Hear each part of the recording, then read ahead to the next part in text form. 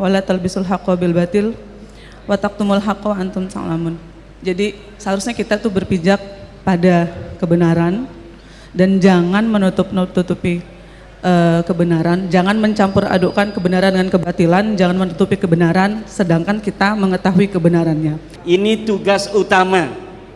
Selain bisa mengkritisi tentang adanya shadow dari wali-wali pitu yang sebenarnya itu ada beberapa yang tidak pantas untuk diwalikan, tapi harus ada alternatif yang sahih.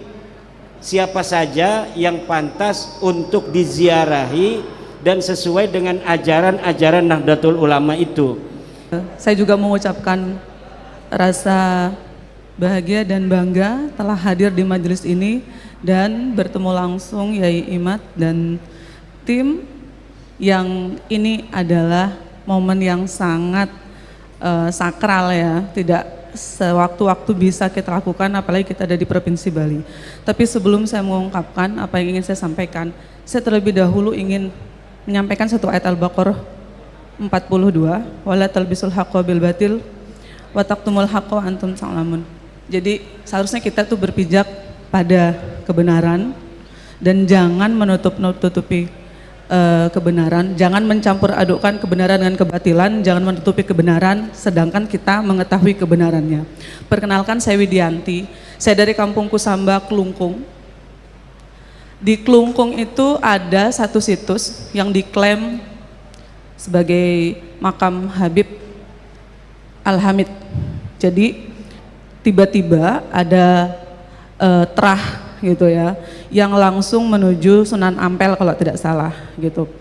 Nah, kami dalam perjalanannya itu kan mengawal kenapa itu bisa terjadi, bahwa di Bali ini kan ada sebuah tren, yakni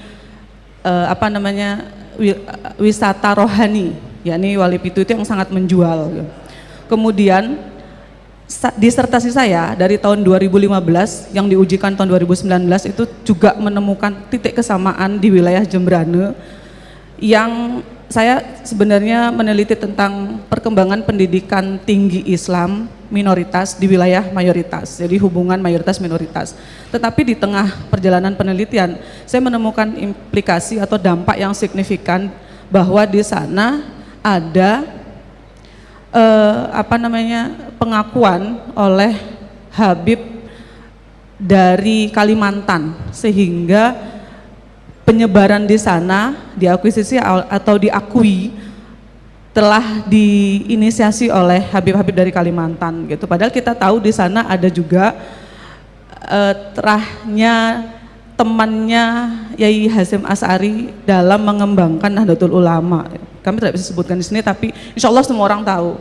Nah, belakangan itu kan sampai saya dikirimi manuskrip, sejenis manuskrip terah-terah itu, dan saya masukkan bodohnya ke dalam disertasi saya yang diujikan 2019 sampai penelitian Yai Imad yang diverifikasi secara ilmiah ya, karena kita penelitian berbasis ilmiah yang diperkuat oleh tes DNA.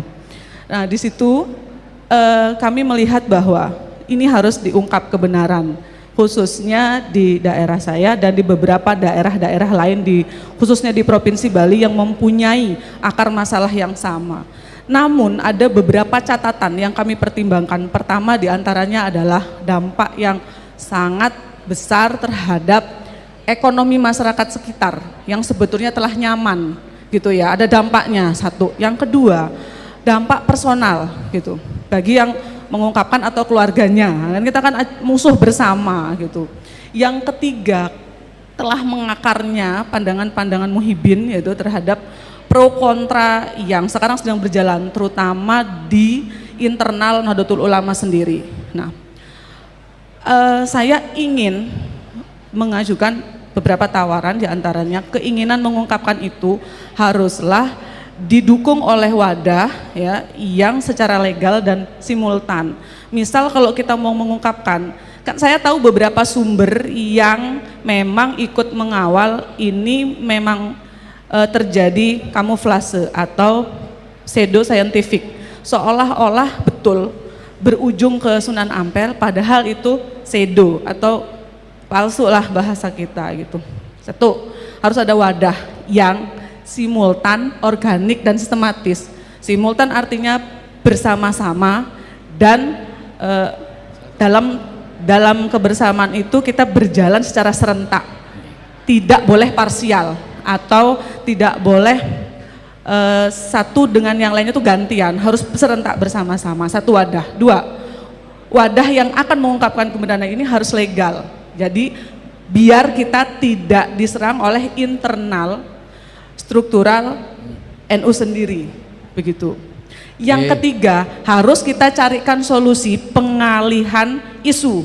Misal, kalau misalnya sekarang adalah wisata rohani, maka yang dirohanikan itu mungkin bisa kita bentuk ke dalam wali yang sesungguhnya, sehingga sejarah yang real itu bisa terupdate, bukan malah tertutupi dengan yang sekarang diakuisisi. Ibu Dr. Widiawati, ya, ya. Apakah skripsinya ada sudah dalam mode PDF gitu? Disertasi ya? Ya nanti mungkin kita memerlukan berbagai macam sumber, diantaranya dari disertasi ibu untuk menjadi bahan kami agar kita bisa lebih secara ilmiah, sistematis, organik, simultan tadi seperti yang diusulkan oleh ibu. Nanti catat itu PWI Bali, ini tugas utama selain bisa mengkritisi tentang adanya shadow dari wali-wali pitu yang sebenarnya itu ada beberapa yang tidak pantas untuk diwalikan, tapi harus ada alternatif yang sahih, siapa saja yang pantas untuk diziarahi dan sesuai dengan ajaran-ajaran Nahdlatul Ulama itu. Saya sudah ngobrol dengan Pak Kiai Muhammad Suryadi bahwa sebenarnya di Bali ini sudah ada tokoh-tokoh Bali sendiri 1600-an yang sudah masuk Islam dan itu pantas untuk menjadi salah satu destinasi ziarah wali songo atau wali pitu atau sabto wali nanti ya. Kalau bahasa Balinya pitu itu sabto, sabta. Ya, itu mungkin kita pakai bahasa Bali supaya lebih membali. Karena apa? Di mana saja ajaran Nahdlatul Ulama itu, di mana bumi dipijak, di situ langit dijunjung.